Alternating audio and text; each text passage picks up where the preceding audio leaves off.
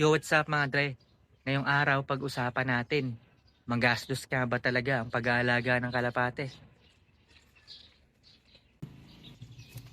Alright mga pare ko, no? So dito sa video nito kinakausap ko lahat ng mga newbies.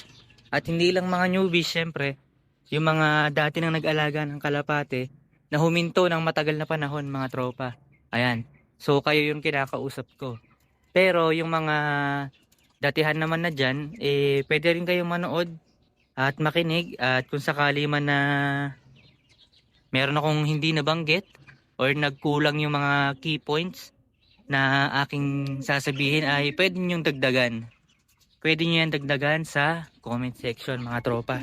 So tara, simulan na natin yung kwentuhan tungkol sa ating topic for today, mga tropa. Hindi lahat, pero kadalasan nagiging magastos lang ang pagkakalapate kung masyadong malupit yung goal na gusto mong ma-achieve.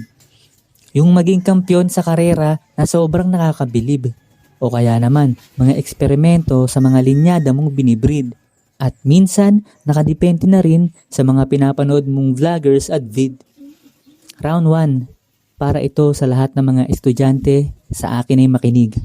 Ang boses ko ay baon sa tenga nyo para umanig. Kung ang pambili mo sa baon lang umaasa, diskarte ang kailangan para hindi kang umanga.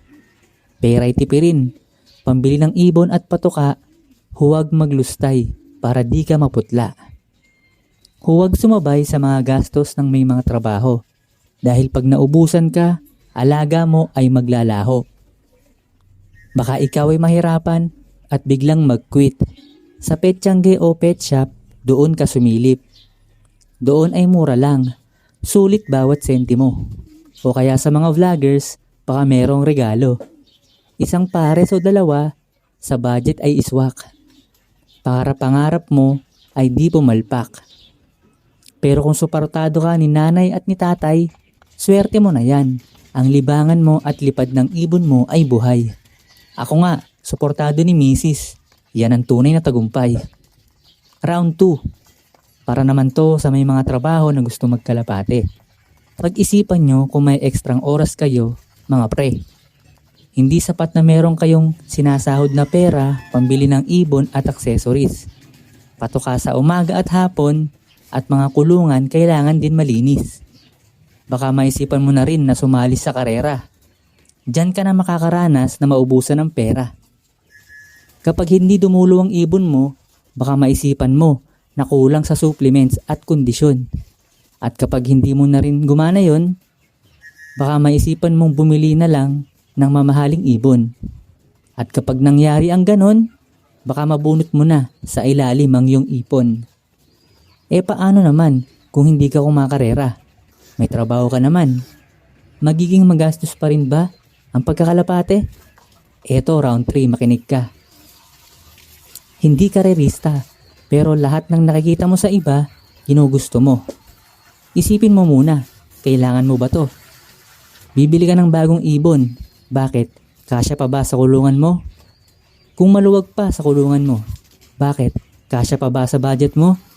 Kung maluwag sa kulungan mo at kasya pa sa budget mo, di palagan mo. Basta ang importante, dyan ka masaya, amo. Ngayon, nabili mo na ang ibon na gusto mo at napagawa mo na ang bahay nila. Okay ka na sana. Kaso naisip mo, bumili pa ng mga supplements. Okay naman sana. Kaso inisip mo ulit, para san pa, hindi ka naman kumakarera. Kung paronda-ronda lang at makisiguro na malusog sila, okay na yung Style X Machina, probiotics plus honey sa tubig ng baterya. Pero ang bottom line ng aking simpleng rap na ito, sana sa pera maging wais at isipin mga to. Siguraduhin mo na ang pamilya mo ay busog. Para nang sa ganon, ang ipon mo ay hindi maalog. Kung hindi kaya mag-ibon, huwag ipilit. Kalapati din ang kawawa kapag sa budget na hapit. Bago ko tapusin to mga pre, sa bandang huli, kayo pa rin ang masusunod sa gastos ng ibon nyo. Basta mag-enjoy lang sa bawat pagtuklas at pag-alaga ng kung ano man ang meron kayo. Sa hirap at saya, sana may matutunan kayo. Ako nga pala si Treki ang nagsasabing, sa kalapati ay masaya kahit hindi kumakarera. Alright. Yo, what's up mga dre? Andito tayo ngayon sa isang open space mga tropa at dito tayo magpapalipad ngayon. Nakabisikleta lang tayo. Gamit natin si Lokbu mga tropa. Ayan. So 5 na lang. 5 na lang yung ating pinapalipad ngayon. Ayan, eto sila oh. Ayan, so yung yung high flyer, isa lang yung natitira. Nag-iisa na lang yung Pakistani, tapos yung the rest, racing na yung kasama nila. At ang malupit dito sa Pakistani na to, sinasabayan niya si Ichi Girl. Yung flock leader natin, yan. Tapos yun may aeroplano doon, no. Hindi nakita, malayo na. Yun. Ayan. So ganito yung mga gusto kong area yung mga open space. Ayan mga dre. So sa mga nagtatanong din sa akin, bakit hindi na lang daw low fly, bakit palagi yung force fly mga dre. So nasagot ko na to dati mga tol. So kapag low fly kasi hindi ko mabidyohan ng maayos mga dre. So kumbaga napakadaming bahay pero hindi naman matataas yung bahay. Yun nga lang, may mga puno din at hindi ko mabibidyohan. At wag nyo rin kakalimutan na content creator ako at kailangan ko magpakita ng malulupit na video sa inyo. And unfortunately dun sa area namin hindi ako makapag-video ng maayos. And at the same time, mas gusto ko yung mga open area na ganito, yung walang taong nanonood sa akin habang nagbablog ako. Dahil dun sa area namin mga dre, may mga times na nakikita ako nagbablog tapos tinatanong yung YouTube channel ko mga dre. So ayokong sabihin sa totoo lang, ayokong sabihin yung mga YouTube channel ko or yung content na ginagawa ko, hindi ko na para ipanood sa mga kakilala ko, kamag-anak ko, katrabaho ko, kasi nga hindi naman sila kalapatiste, no? Hindi naman sila fancier para panoorin nila yung vlog ko. So kumbaga dagdag kalat lang sila sa mga subscriber ko na wala namang bitaw, di ba? Kasi hindi naman nila magugustuhan yung content ko, kaya wag na nilang itanong, di ba?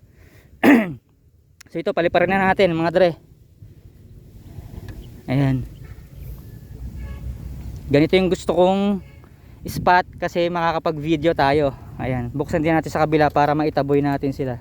Nung last time kasi ayaw nilang magsilabasan. Alright, ina na. Labas. Oy! Putang ina. Libad. Lo. Uy, putang ina mo, dito liyaw nakapag-video ng.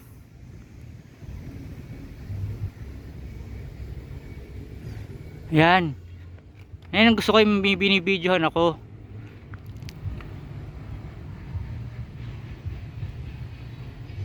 Yung Pakistani nagsusulo talaga, mahilig magsulo. Sige, video muna natin to. Visit yung ko. Sige, mamaya ka na. Asan sila? Andun sila.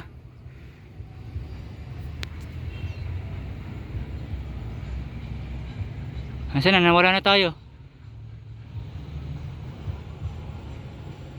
Putang ina, hindi ko mabidyohan. Hoy, ano ba? Bilis nyo.